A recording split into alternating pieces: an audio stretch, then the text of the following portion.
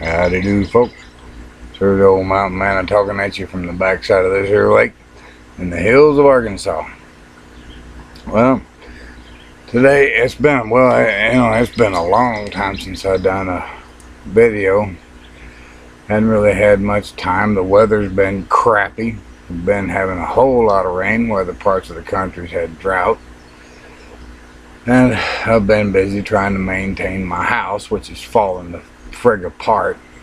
You know, plumbing, electrical, everything is gone to hell. The place is so old it just ain't worth a damn.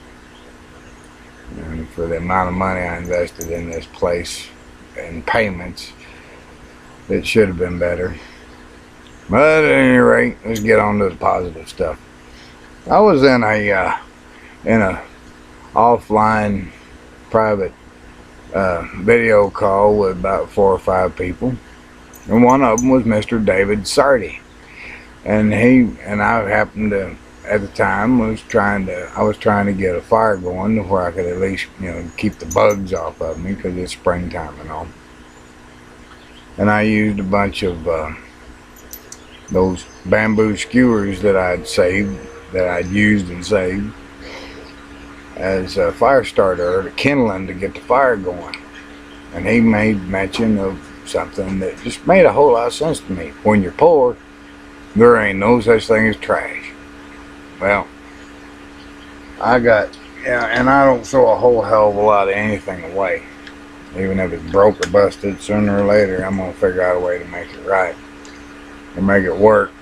Maybe not as good as it once did, but this here, I found this torch head somebody had done some hacksawing on or something. I don't know what they was trying to do with it, but it won't hold the flame. And I was thinking, well, hell, if it just had a baffle in it, so I can get that on there. You don't want to cross thread this kind of shit, otherwise you blow yourself up. Turn that gas on and hold the lighter in front of it. It won't hold a flame. But take a piece of steel wool, tear some of that off,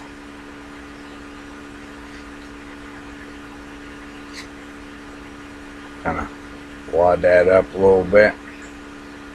The baffle has got to be, durable. That steel wool. And yes, I done this off camera to make sure that it worked. Because I don't want to go on camera and say, oops, that didn't work. Let's figure something else out. Stuff right down in there. Let's see. Stick here off the ground. I'm gonna poke that down in there a little bit. Poke that steel wool down in there.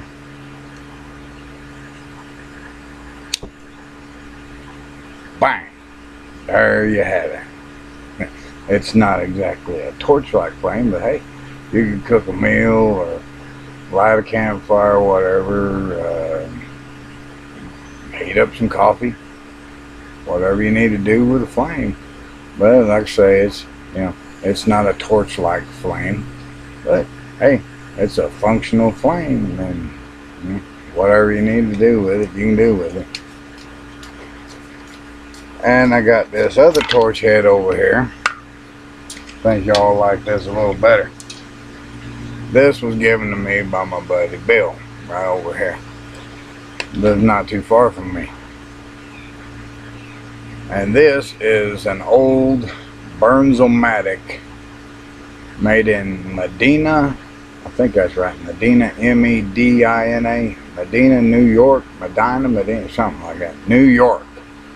There's some numbers here on it, 14103, that might be the model number. Then there's a 400, and numbers up and down, the 4 up here and 2 zeros below that. But this is a fairly old torch, and some of the, a lot of the older stuff worked real good. And I got to looking at this and goofing off with it, and I noticed, I got this here piece off of a Coleman one burner stove that y'all have seen me use in some of my earlier videos, some of my other uploads. And I got to looking at those threads on this thing here. I got to looking at that, I said, well, that just might be compatible. And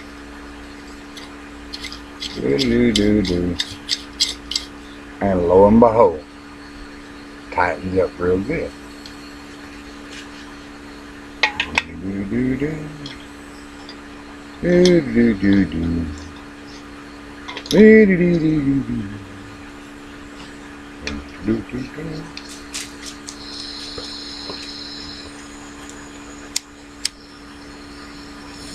And you got yourself a stove. Made out of a torch. Isn't that something? You can kind of see the orange flame there whenever I tapped on that, a little bit of that rust come out. Yeah, blue flame's not too easy to see, but give a little tap. And you can adjust it way up, cook yourself a meal, whatever, be a lot more useful for cooking than that other thing would. It's a heck of a thing. This down here is cool. That little adjustment there is cooler than temperature. I'm just going to let that sit there.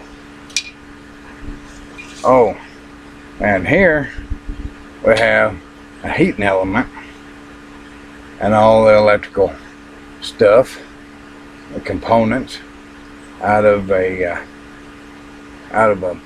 hot water tank.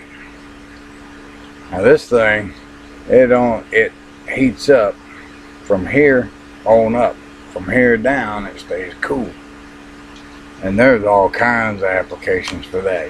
Heating water for coffee or cooking, or hell, make a bed warmer out of it. Do whatever you need to do, but as long as you got an electrical source, it's a pretty good little thing to have around. I've got two old hot water tanks out here. They're 2-gallon water tanks, 2 or 3 gallon water tanks. One of them rusted through, nearly just ruined the hell out of my floor in the house. There once was a magnesium anode right here to prevent corrosion, to help prevent corrosion, but yeah, that magnesium anode went its way when it was dissolved by all the salt, minerals, and other crap that's in the water around here. So whenever that happened, the hot water tank rusted through, not being protected by the magnesium anode any longer.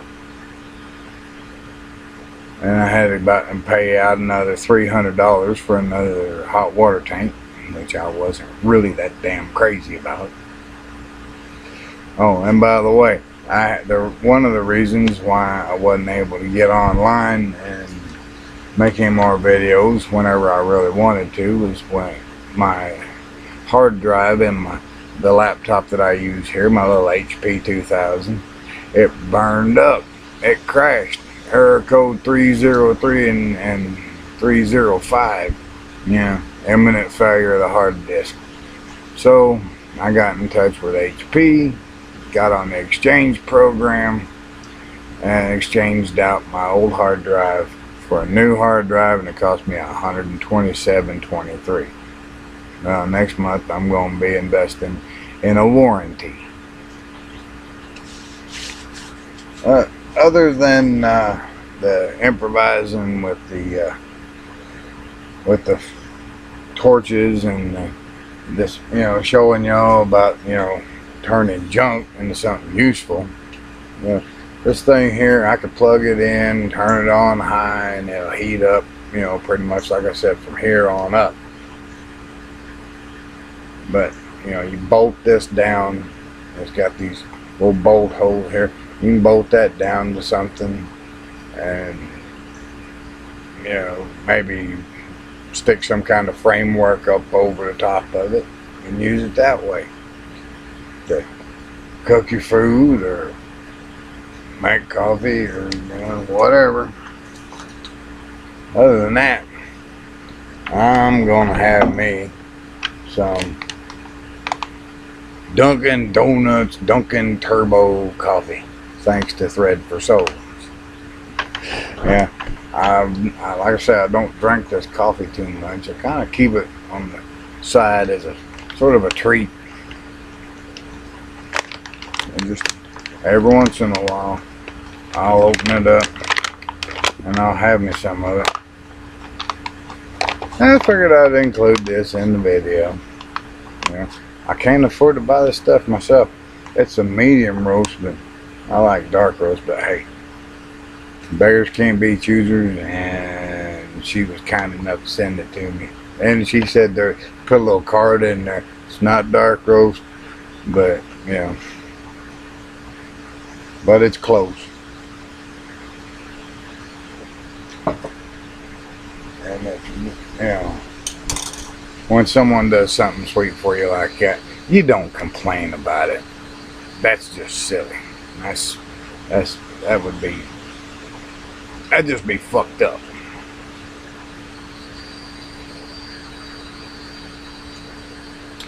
If you complain about something that somebody sent you, I mean, good God, they're kind enough to do something nice for you. Be nice. So where's that damn thing that went to that torch? I know I got it set around here somewhere. Oh geez, I'd lose my dick if it wasn't sewed on for me. Oh, forget it. I'm gonna make some coffee. Pour a little water in there. I was talking about how much salt we got in the water around here. And people wonder about, you know, is there really salt in the water? Well, you can do a little experiment with your own local water. And that is, you take some water in a metal pan or what have you, and you let it boil dry. And you look in the bottom of that pan, and you'll see that white powdery residue. It'll be salt, lime, calcium, whatever. I bet you lick your finger and you swipe it across that pan, you taste it, it'll be salt. Tastes like salt. I did that around here with this water. And even with 2 water filters, I got a DuPont 4-stage water filter in my house, which the whole unit cost me about 50-60 bucks at one of the local retailers in Fort Smith. And then I got an RV, camping RV water filter. This big old blue thing about that long. And it's attached to the drinking water hose. And yes, you have to have a drinking water hose for I never really knew about it even when I was a kid. You know, we just drank water out of the hose. Didn't hurt us none. Wish we didn't think it did. Didn't think nothing about it. Now I got this camping trailer, and I wound up having to get a drinking water hose. And this year I was lucky enough to get a hold of some decent hoses to replace the ones that I had before, and they cost me 35 bucks for about 25 feet of hose. The hell? We got a helicopter coming in. Sounds like it's gonna come right over the top of me. I don't know. It might. Sounds like it. Son of a bitch. Just like in that one video.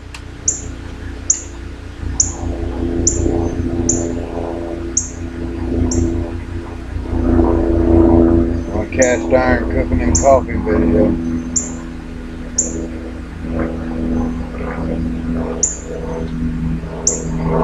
Son of a gun. Where you at, where the bird? Oh God, they must be right there. It is. Looks like one of them life flight aircraft. Yeah. Couldn't get it on camera though. Fuck it.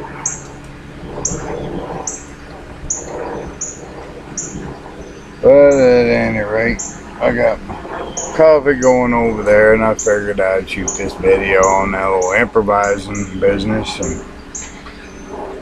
and talk a little bit about what's been going on here with me. I got a small garden going, not quite a real great variety of things. You know, I got Indian corn growing. I got some melons. I can't wait to see what kind of melons come off of these vines this year. I had cantaloupes and muskmelon in the garden last year, and I think they kind of cross-pollinated. So yeah, I might have a muskalope, you know, big old muskmelon with a taste of a cantaloupe. Then again, it might be the size of a cantaloupe that tastes like a muskmelon. The muskmelon, they got sort of a lime green flesh to them, where cantaloupe kind of orangish, funky color. I don't know. But anyway, let's go for a little walk.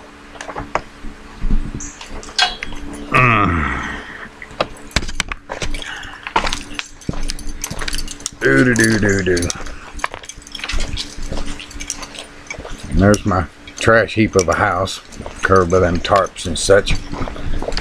But down here on the ground is the water hose. This blue hose here is the drinking water hose. And right over here is the water filter I'm talking about.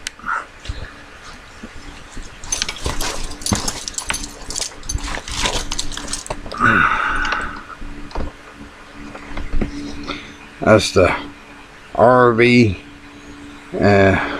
water filter. It's turned upside down, so you can't really read it, but I guess you can still tell. And it's all hooked up to the hose that I get my water from. Oh crap. But yeah, that is the house where my folks used to live, and where I don't live. Yeah, I wish I lived there. Oh God, my air conditioner is going out. I'm gonna have to buy a new air conditioner. That house has got central heat, central air. It'd be nice to be able to live there, but yeah, there's just no money in it. And what I mean by that, well, I cannot afford the rent that would be charged to live in that place. So I'm having to make do with my broke down, beat down little camping trailer, my 30-footer, which I'm being invaded by ants too. Damn, all this fucking rain has just drove the ants right into my house. I've got to buy more. I hate to use poison, but I've got to put poison in there. And it being summertime, little bear, he don't even sleep in the house in the summertime. He won't even come inside. I ask him, you won't come in the house? He just turns around and goes the other way. I said, alright, you won't come in? If it starts raining, give me a holler. Little fart head.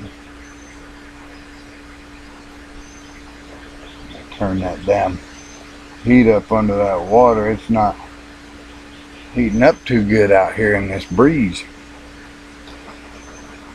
But You know, I thought I'd show some useful stuff in the video. I got to thinking about all these things I've been improvising. You know, it's adapt to a situation, which is accept the position you're in, accept your circumstances, look around you, see what you got to work with. And the reason I'm going to be using this combination with this torch head is because this is a lot more durable than the $23 to $25 Coleman stoves I've been using. I've got a leak on one of them, on the only one that I've got, and it's just it's getting too expensive to replace those things. I got to put that money elsewhere. And like I say, I've had to replace that hard drive in that computer, and that was $127. I could have used that for food, clothing, or anything else other than a hard drive in my computer. You know, people wonder, you know, how can I afford to have this shotgun in here, or that Mossberg shotgun? Well, I had to sacrifice. It cost me $250 or $254 for that shotgun. I had to sacrifice. I had to say, well, am I willing to do without this, this, this, and this, or can I do without this? You know, you got to shuffle that money around, stock up on certain things. You know, stock up on dry food. If you're willing to eat beans and rice for a couple of months, then you can pretty much, you know, look at your clothing situation. Do I got enough clothes? Does this need to be replaced? Does that need to be replaced? Just shuffle things around here and there. You know, it's tough, you know, living below the poverty line. You know, I think Bill and I, we were doing some math one day, and it was something like, you know, $721 a month multiplied by 12 months. That's a little over $8,000 a year. That's what I live on. And then we got the what few sales I make from the ferro rods, or fire starting kits, I should say. You know, I throw that char cloth and that magnesium in there and just charge for the work or the ferro rods. You know, it's not a real profitable business, especially since postage has went up. Postage is killing me. Oh, folks, I reckon I've let this video go on long enough. It's 22 minutes and 50 odd seconds so far, so I've been thinking about my ending, you know, be good to yourselves and be good to each other. There's some folks in this world you can't be good to, because they'll just take advantage of you, run you smooth the hell over, and keep doing it time and again. And some of those people you just got to shut out of your life and say, to hell with you. You're using me, you're abusing me, I ain't gonna bother with you. You're abusing the privilege of being in my life. So, no. So I'm just going to say, be good to yourselves. Be good to who you can, as long as they're good to you right back. And that's the way it is. That's just one of the harsh realities of life. I wish this sun would cooperate, because it's really changing my lighting up here. And the cloud bank blowing over.